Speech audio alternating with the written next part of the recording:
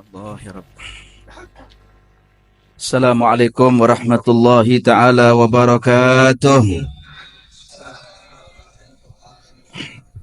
Alhamdulillah. Alhamdulillahi rabbil alamin. Alhamdulillahilladzi hadana li hadza wa ma kunna linahtadiya laula an hadanallah. Wa ashhadu an la ilaha illallah wahdahu la syarika lah wa ashhadu anna sayyidana wa nabiyyana Muhammadan abduhu wa rasuluh. Allahumma salli wa sallim ala sayyidina Muhammadin qamaril wujud fi hadzal yawm wa fi kulli yawmin wa fil yawmil maw'ud sirran wa jahra fid dunya wal ukhra wa ala alihi wa sahbihi wa barik wa sallim.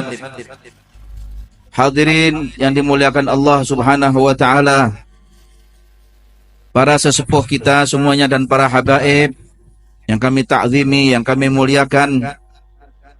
Mudah-mudahan insyaallah di majlis yang penuh dengan berkah, di majlis yang penuh dengan khidmat pada malam hari ini di Pondok Pesantren Ribat Al-Amin, ya insyaallah mudah-mudahan Allah Ta'ala curahkan sebagaimana Allah Ta'ala mengangkat derajat orang-orang yang saleh yang kita lihat di dalam foto-foto ini. Insyaallah mudah-mudahan Allah Ta'ala akan mengangkat derajat kita sebagaimana Allah muliakan mereka, yaitu dengan ilmu syariah, dengan mempelajari ilmu-ilmunya Rasul sallallahu alaihi wa ala alihi wa sahbihi wasallam. Saat ini kita banyak dihadiri oleh cucu Rasulullah sallallahu alaihi wasallam. Kita dihadiri oleh para pewaris Nabi Muhammad sallallahu alaihi wasallam. Tadi dibacakan kalam Al-Habib Ali bin Muhammad Al-Habashi oleh saudara kita Al-Habib Muhammad bin Tahir bin Yahya, yang menyebutkan tentang kalam Al-Habib Ali yang menyebutkan man la salak fi tariqah luh tahayyam wada faya furu'an nabi siru alal ittiba. Wahai cucu Rasulullah, wahai para pengikut Rasulullah, siapa orang yang tidak di jalannya Rasulullah, tahayyam, maka dia akan bingung, wada, dan dia akan hilang. Orang yang tidak di jalannya Nabi Muhammad, dia akan jadi orang yang linglung, gak menentu jalannya. Banyak sudah orang kemudian naik pangkatnya menjadi alim, tapi dia gak ada di jalannya para salafnya yang soleh. Istilahnya kalau kita mengatakan kita punya orang tua itu jalannya sudah lempeng masuk ke surga, tapi justru kita menempuh jalannya orang-orang yang gak jelas. Gak jelas jalannya kita ini. Jalannya orang zaman sekarang adalah jalan caci maki. Jalan orang zaman sekarang sunnahnya dengan memfitnah, mengkambing hitamkan, menuduh orang sana sesat dan sini sesat. Wal'iyadzubillah. Karena itu gak mungkin itu adalah ajarannya Nabi Muhammad SAW. Mestinya kita ada di jalannya orang-orang yang saleh. Coba lihat contohnya Mbah Hashim Asy'ari, Syekh Muhammad Hashim Al-Asy'ari. Hadratus Syekh Muhammad Hashim Al-Asy'ari, khidmahnya kepada gurunya luar biasa. Kita lihat bagaimana kemarin haulnya Mbah Hamid Pasuruan. Mbah Hamid Pasuruan ini di samping dia seorang waliullah, tapi Mbah Hamid juga seorang ulama besar, faqih minal fuqaha. Gak sedikit para ulama yang datang kepada Mbah Hamid Pasuruan untuk menimba ilmu-ilmunya Mbah Hamid. Istilahnya mereka adalah orang-orang yang ikut jejaknya. Mbah Hamid mengambil ilmunya dari gurunya, gurunya ke gurunya. Bahkan beliau juga mengambil ilmu dari Habib Ja'far bin Syaikhan. Habib Ja'far bin Syaikhan mengambil ilmunya dari Habib Ali bin Muhammad wal Habib Idrus bin Umar. Mereka adalah mengambil ilmunya dari gurunya sampai gurunya hingga Rasul sallallahu alaihi wasallam. Man la salak fi tariqah luh tahayyam wada. Dia akan bingung, akhirnya dia akan menjadi orang yang hilang. Faya furu'an nabi siru alal ittiba. Wahai cucu Rasulullah, wahai orang-orang yang ikut di belakang garisnya Rasulullah, siru alal ittiba. Jalanlah, ikut di jalannya mereka, di belakang telapak kaki mereka. Apa yang diteladankan oleh Nabi Muhammad, ikuti. Dulu diceritakan oleh Sayyidil Habib Anis bin Alawi Al-Habashi dan Sayyid Dirjat Al-Habib Syekh juga pernah menceritakan hal yang sama.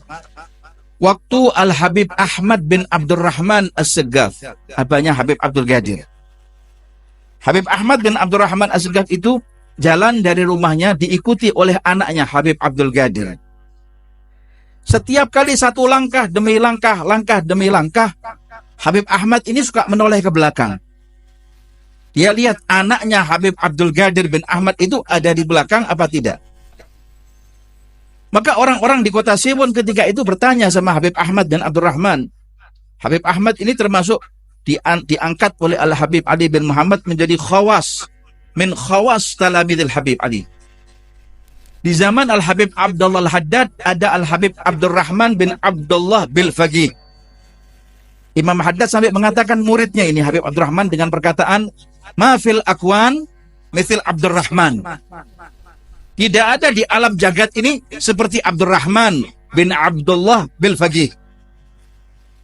Sampai diceritakan ketika Al-Habib Abdurrahman bin Abdullah bil Faqih ini, banyak ceritanya. Nanti kalau saya ceritakan takut ada fitnah di sini. Karena banyak kamera ini, ya dah. Banyak kamera ini. Sebentar lagi saya di Solo dihujat orang saya. Ini orang dan lain sebagainya. Ya sudah, nanti insya Allah kita datangi sendiri-sendiri rumahnya antum nanti saya. Ini subhanallah. Di zaman Imam Haddad itu, Imam Haddad sendiri memuji muridnya ini. Mafil akwan mithil Abdurrahman. Maka Al-Habib Ali Habsyi juga memuji. Mafil akwan mithil Ahmad bin Abdurrahman. Tidak ada di jagat alam raya ini seperti Ahmad bin Abdurrahman bin Ali As-Segaf, abahnya Habib Abdul Qadir. Setiap saat Habib Ahmad ini menoleh ke belakang. Maka orang-orang Siwon bertanya, apa yang terjadi sama anakmu Habib Abdul Qadir? Kata Habib Ahmad, saya khawatir Abdul Qadir saya punya anak nggak ada di belakang saya.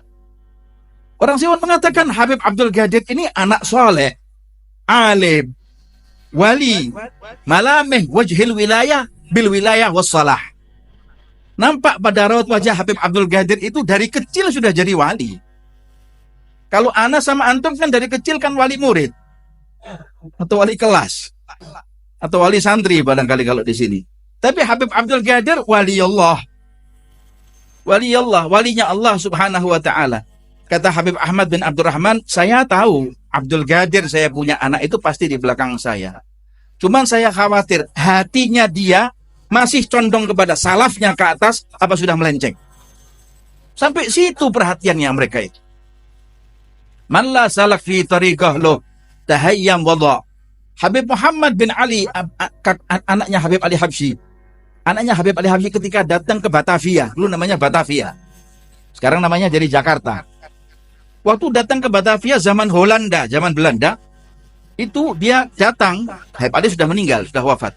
Begitu dia datang, dia beli apa? Dia beli gaharu. Dia beli gaharu, dia beli minyak wangi. Jakarta itu. Ketika dia beli gaharu, dia beli minyak wangi, tiba-tiba ada orang lewat di depannya. Ada orang di depannya lewat begitu, sambil orang itu bawa buku maulud begini. Maulud Diba. Dibawanya buku maulud Diba, sambil dia mengatakan apa? Man la salak fi tariqah lo tahayyam wala. Wa ya furu'an nabi siru alal ittiba. Khalil gadam bil gadam wahdarul ibtida. Orang ini hanya sepintas saja dia lewat dengan membaca qasidah itu. Maka terbesit pada benak Habib Muhammad bin Ali, astagfirullah. Saya kok ada di sini? Tempat saya mestinya ngajar. Gak boleh saya foya-foya hanya belanja, datang ke Indonesia. Kalau perlu saya datang ke Kuitang. Saya datang ke luar Batang. Saya datang ke tempat-tempat yang baik. Untuk hiburan gak apa-apa. Tapi kalau seharian kemudian ada di dalam pasar, ya namanya etikaf itu. Kan begitu. Akhirnya kemudian itu terbesit di dalam benaknya Habib Muhammad bin Ali hingga akhirnya dia mengurungkan. Gak jadi beli saya. Minyak wanginya saya kembalikan, saya kasih uangnya tetap. Subhanallah. Penjualnya mengatakan, saya jual, gak terima uang. Gak apa-apa. Minyak wangimu tetap ada, uangnya kamu terima. Saya khawatir ini teguran dari abah saya ini. Man la salak fi tariqah lo. Orang yang tidak jalan di jalan datuk-datuknya, di jalan orang-orang yang soleh dulu, maka dia akan hilang. Ya furu'an nabi siru alal ittiba. Gak usah pilih jalan A, gak usah pilih jalan B. Gak pernah ketemu kita. Ada orang mengatakan ini, ada orang mengatakan begini. Ini zaman sekarang ini, ya Allah, carut marut.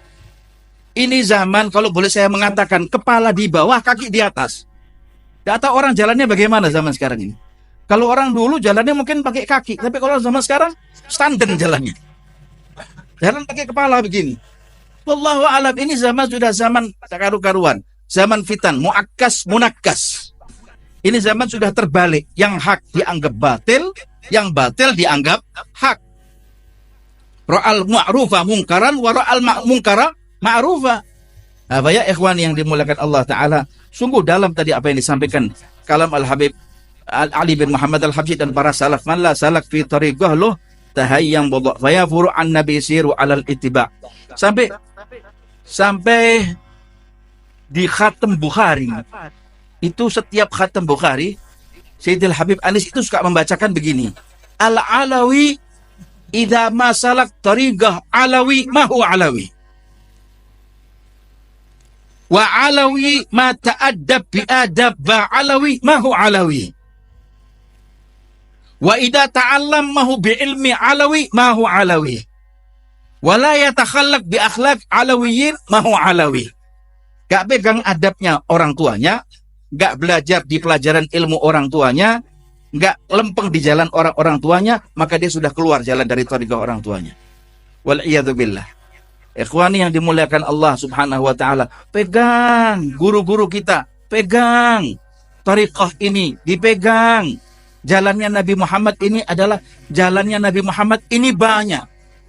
Kita menuju ke surga itu jalannya banyak. Tapi jalan yang paling terdekat kita menuju surganya Allah Ta'ala adalah jalan lewat guru-gurunya kita. Coba lihat Habib Hasan bin Abdullah Asy-Syatiri. Coba lihat bagaimana Al-Habib Salim bin Abdullah Asy-Syatiri. Lihat bagaimana Sayyid Muhammad bin Alawi bin Abbas Al-Maliki.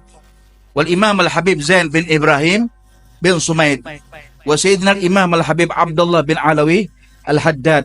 Dan guru kami Sayyidil Habib Umar.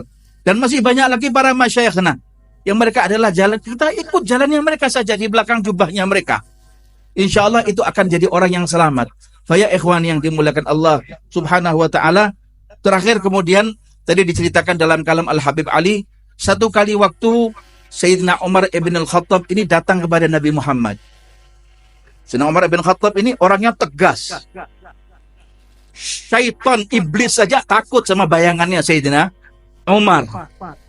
Satu kali waktu ada orang dia bawa botol khamr, bawa botol ciu, bir, ya enggak? Anak muda biasa yang gendul begitu, ya enggak? Subhanallah, dia begitu, dia bawa botol khamr, kelihatan Sayyidina Umar bin Khattab di pucuk kampung. Masya Allah, gemeter ini, tangannya deredek, gemeter, irtaat, gemeter. Lalu dia mengatakan, Allahumma ya Allah. Masih sadar Allahumma ya Allah ini. Ini momen demin. Allahumma ya Allah. Aku takut dengan pedangnya Sayyidina Umar ibn al-Khattab. Jangankan aku manusia, iblis saja takut. Masalaka Umaru fajjan illa salaka syaitanu fajjan akhar. Sayyidina Umar itu kalau lewat dalam satu tempat, dalam satu perjalanan, di satu kampung lorong, maka iblis akan pilih lorong yang lain. Khawatir takut dengan bayangannya Sayyidina Umar ibn al-Khattab. Apalagi aku ya Allah.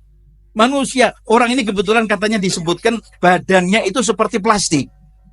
Kurus. Sudah gitu mendeman. Mabuan. Ya sudah disenggol jatuh ini. Akhirnya datang Sayyidina Umar. Apa yang kau bawa? Masya Allah. Kata orang ini, dengan dia mengatakan dia belum mabuk itu waktu. Dia katakan ini adalah cuka. Khal. Cuka ini wahai Amirul Mukminin. Coba saya lihat. Dicium. Ya betul cuka. Awas ya. Jangan minum khamr lagi. Alhamdulillah ya Allah. Mulai sekarang saya tobat tak minum khamr lagi. Tapi Sayyidina Umar ini jangan macam-macam loh. Ya. Pernah satu kali waktu Sayyidina Umar bin Khattab ini datang datang ke tempat Rasulullah, menjenguk Rasul Shallallahu Alaihi Wasallam. Ketika datang ke rumah Rasul Shallallahu Alaihi Wasallam, Sayyidina Umar bin Khattab ini melihat Nabi Muhammad ini tidur di atas hamparan yang kasar. Di atas hamparan yang kasar, hanya ala sarir wa tahta halif. Kasar sekali. Ketika kemudian beliau bangun, Sayyidina Umar datang, Assalamualaikum ya Rasulullah. Bangun Rasulullah, Waalaikumsalam ya Umar bin Al-Khattab. Ada apa? Bangun, itu masih bekas, pipinya masih bekas, tangannya masih bekas dia tidur di tempat yang kasar tersebut. Maka Sayyidina Umar mengatakan, ya Rasulullah, katanya, mereka orang-orang Persia, orang-orang Romawi, tidur di atas king coil. Kasurnya bagus, AC-nya itu Masya Allah, AC DC. Ya Allah ya Rasulullah, mereka raja-raja dunia. Adapun engkau ini raja dunia, raja akhirat. Kau pimpinan dunia, pimpinan akhirat. Kenapa enggak minta sama Allah seperti mereka atau lebih daripada mereka ya Rasulullah? Kata Nabi Muhammad, ama tarda ya Umar, lahumud dunya walanal akhirah. Nggak ridha Umar. Mereka biar dapat dunia, tapi aku dan para sahabatku dan umatku yang iman kepada aku dapat kenikmatan nanti di akhiratnya Allah Subhanahu wa taala. Ikhwani yang dimulakan Allah Subhanahu wa taala, poin terakhir ketika Rasulullah keluar daripada rumahnya menuju masjid. Begitu keluar menuju masjid, Rasulullah mendapati di masjid itu ada Sayyidina Abi Bakar dan ada Sayyidina Umar ibn Al-Khattab radhiyallahu taala anhuma wa ardahuma. Kita wajib cinta sama sahabat Nabi Muhammad semuanya. Pantang kita diminta dan pantang kita dikatakan bahwa sahabat Nabi Muhammad dipilih-pilih. Gak boleh. Ashabun Nabi kulluhum udul wa kulluhum umana. Sahabat-sahabat Nabi itu semuanya adalah orang-orang adil. Mereka adalah orang-orang pembawa amanahnya Allah Ta'ala. Gak boleh dicaci. Allah ashabi. Faman sabba ashabi fa'alaihi la'natullahi wal malaikati wan nasi ajma'in la yaqbalullahu minhum sarfan wala adla. Nabi mengatakan hati-hati kalian, lisan kalian jangan sampai sahabatku jadi sasaran. Siapa orang yang berani mencaci sahabatku, dia dapat laknatnya Allah, wajib. Dapat laknatnya para malaikat, dapat laknatnya semua manusia. La yaqbalullahu minhu sarfan wala adla. Allah nggak terima amal ibadah wajibnya, Allah nggak terima amal ibadah sunnahnya. Ditolak oleh Allah Subhanahu wa taala. Hati-hati, jangan mencaci maki sahabat Rasulullah. Dikatakan, "Wa ma jara bainas sihabi naskutu anhu wa ajral ijtihadi." Nuskitu, kata sahabat Zubat, kan begitu. Kita nggak boleh mencela para sahabat Rasulullah Shallallahu alaihi wasallam. Bahkan Habib Ali Habsyi, beliau pernah mengatakan apa? Beliau pernah mengatakan bahwa julusuka baina yadayil kalb khairun min an tajlisa baina yaday man sabba sahabah. Rasul Ali mengatakan, dudukmu di depan anjing yang najis itu lebih baik daripada kau harus duduk di depan orang yang suka mencaci sahabat Rasulullah. Gak boleh caci sahabat, gak boleh caci ahlil bait, gak boleh caci dzurriyyah Nabi, gak boleh caci apalagi pewaris-pewaris Nabi Muhammad, para kiai, para ulama, para pewaris Nabi Muhammad. Gak boleh. Nyaci satu dengan yang lain saja gak boleh. Apa ya ikhwani yang dimuliakan Allah Subhanahu wa taala. Maka kata Rasulullah, kau kalian ada di masjid, wahai Abu Bakar, wahai Umar. Kata mereka, akhrajana alju ya Rasulullah. Kami keluar karena kami lapar ya Rasulullah. Gak ada makanan ya Rasulullah di rumah ya Rasulullah. Wa ma akhrajaka ya Rasulullah. Dan kenapa kau keluar ya Rasulullah? Akhrajani kama akhrajakuma. Aku keluar sebagaimana Allah Ta'ala juga mengeluarkan kamu dari rumah kamu orang berdua. Yaitu karena lapar juga. Wa syadda min syaghabin ahsya'ahu wa tawa tahtal hijarati kashhan mutrafal adami. Itu warawadathul jibalu syummu min dhahabin. Gunung emas saja itu dia menawarkan dirinya untuk Rasulullah. Tapi Nabi Muhammad enggan. Warawadathul jibalu syummu min dhahabin an nafsihi fa'araha ayyama syamami. Ya ikhwani yang dimuliakan Allah Ta'ala, terakhir di dalam ceramah ini ada satu kisah sahabat Jabir. Sahabat Jabir bin Abdullah radhiyallahu ta'ala anhu wa ardah. Itu waktu perang Khaybar, sahabat Jabir itu lihat Nabi Muhammad. Sahabat Jabir itu lihat Rasulullah. Waktu sahabat Jabir itu dia lihat Rasulullah, Rasul itu ngambil batu waktu gali parit, ngambil batu lalu sama Rasul ditaruh di bawah sabuknya. Ngambil batu yang kedua, taruh bawah sabuknya sebelah kiri. Lalu sahabat Jabir mengatakan, ya Allah, kasihan Rasulullah ini. lapar mungkin. Lalu izin sahabat Jabir, Rasul, saya izin mau pulang sebentar, boleh enggak ya Rasulullah? Boleh, tapi jangan lama-lama. Ya Rasulullah, pulang sahabat Jabir. Sahabat Jabir pulang, langsung istrinya dipeluk sama sahabat Jabir. Kok kamu setia banget begini mas? Romantis banget. Katanya istrinya, enggak, punya makanan enggak? Segenggam saja gandum sama sedikit daging. Buat siapa? Buat Rasulullah. Kesian saya lihat Rasulullah. Diganjel perutnya dengan batu karena lapar. Kata istrinya, ada, tapi buat anak kita. Kata sahabat Jabir, sudah anak kita tidurkan saja, sedikit gandum cuma sak kepel, hanya segenggam tangan. Dan ada sedikit kambing kecil. Kalau disembelih kambing itu barang buat makan 5 orang. Di sana ada berapa? Ya, lebih dari mungkin 1.000 orang, barangkali lebih. Wah, kalau 1.000 orang gigit jari kita nanti. Ya sudah, enggak apa-apa, masak dulu, dimasak, hingga akhirnya kemudian selesai. Sekarang kau kembali ke camp perang, kembali. Terjun itu sahabat Jabir ke bawah, karena Rasul masih di bawah. Gali parit, Rasul. Gali parit. Turun sahabat Jabir, dibisikkan. Ya Rasul, di rumah aku sudah sediakan makanan buat kau. Alhamdulillah. Ahlal Khaybar. 1.000 orang, ayo berangkat ke sahabat Jabir. Makan besar di sahabat Jabir. Mati anak. Ya Allah. Lari sahabat Jabir ke tempat istrinya. Dia mengatakan, cuma segenggam gandum, sedikit daging yang kau punya. Tapi Nabi yang ngundang 1.000 orang di sana. Bagaimana? Yang ngundang kau Pak Nabi? Kalau yang ngundang kau Bahlul ini. Yang ngundang siapa? Yang ngundang Nabi bukan anak. Kalau yang Nabi yang ngundang, stop. Gak boleh ada komentar apa-apa. Nabi lebih tahu daripada segala-galanya. Maka datang Rasulullah. Dilihat sama Rasulullah, sahabat Jabir ini bingung. Mundar, mandir. Rasul, bagaimana nih? Diam, sahabat Jabir. Tunjukkan saya mana kau punya panci untuk kau masak itu makanan. Di belakang ya Rasulullah. Tuntun tangan saya. Tuntun tangannya sama sahabat Jabir. Mana pancinya? Ini ya Rasulullah. Panggil sahabat, kira-kira ada berapa orang, suruh kumpul ada di depan. Lalu Rasul yang menuangkan itu ke dalam berinya. Ke dalam piring besar, dituangkan sama Nabi Muhammad, tapi tutup pancinya nggak dibuka. Dituangkan, berikan kepada mereka. Tuangkan lagi, berikan kepada mereka. Yang sudah kenyang dan sudah makan, kembali ke kamp perang. Kembali. 1.000 orang, 10 datang. Sahabat Jabir, nggak habis ini. Ya tapi mungkin terakhir kita dapat koretan, kata sahabat Jabir. Tapi banyak yang dituangkan sama Nabi Muhammad. Begitu kemudian selesai mereka semua kembali ke kamp perang untuk perang Khaybar itu waktu kena musim paceklik. Lalu kemudian sahabat Jabir berkata kepada Rasulullah, ya Rasulullah, lah aku, kamu, istriku dan anak-anakku makan apa? Habis ya Rasulullah, buka pancinya. Dibuka pancinya oleh sahabat Jabir, masih utuh. Nggak berkurang hatta 1 sendok. Faminha takthirul galil wa bur'ul alil wa taslimul hajar wa ta'atus syajar wa shigagul gamar. Saya kunjung itu ke rumahnya Jabir di Madinah. Waktu sama Habib Muhammad Amin Ibn Idrus Ibn Syekh Abu Bakar bin Salim, saya kunjung, katanya Muhammad Amin, ini dapurnya ini. Yang kau sekarang ada di depan, kau punya muka ini Alwi, ini dapurnya sahabat Jabir. Ya di sini istrinya masak itu di sini.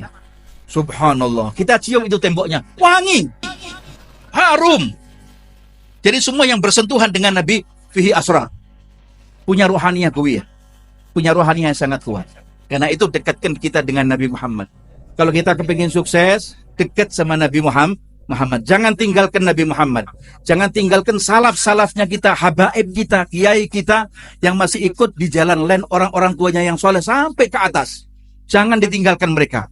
Jangan pernah kita berpisah daripada tariqahnya mereka. Cintai penuh dengan kedamaian, penuh dengan ketentraman. Cintai semua ini, Islam ini dengan rasa cinta. Dakwah dengan cinta. Kita ngajar dengan cinta. Semua dengan kecintaan. Kita bilangi anak dengan cinta. Kita banguni anak orang tua kita dulu. Kalau banguni anak itu paling ini, selendangnya dipukulkan ke kaki anaknya. Orang tuanya mengatakan apa? Gum ya barakallahu fi. Bangun anakku yang diberkahi oleh Allah Ta'ala. Bangun anaknya. Anaknya mubarak. Walad mubarak. Tapi beda sama orang-orang zaman sekarang. Bangun kamu, kerbau kau. Anaknya bangun, kerbau. Kamu kerbau, anaknya kerbau kok. Ya anaknya kerbau, bapaknya kebo. Jawab anaknya, jangan. Orang tua jangan pernah mengatakan yang jelek terhadap anak. Doakan. Maka semua doa orang tua itu pasti diijabah oleh Allah Subhanahu wa taala. Mudah-mudahan lewat majelis yang mulia fi ribatil amin ini Allah angkat derajat kita, Allah senangkan kehidupan kita, Allah bungahkan hati kita, Allah satukan hati kita. Mudah-mudahan Allah taala sambungkan kita dengan garisnya orang-orang tua kita yang saleh. Tidak kita melenceng sedikit pun dari garis mereka, dari metode mereka, dari jalan mereka, dari manhajnya mereka, dari tariqahnya mereka, sampai menyambung dari satu jalan ke jalan yang lain. Salatan yattasilu biha ruhul musalli alaihi bi, salawatnya mereka nyambung sampai Nabi Muhammad. Mudah-mudahan salawat yang kita baca dari Simtud Duror atau Daiba atau Burdah atau Azab atau apapun Syaraful Anam yang kita baca sambung dan diterima oleh Nabi Muhammad, yang kelak insyaallah nama kita dikenal oleh Nabi Muhammad karena nama kita satu persatu terprasasti, tertulis ada di hatinya Nabi Muhammad, yang kelak insyaallah dan kita yakin kita akan dipanggil oleh Rasulullah dengan rasa cinta.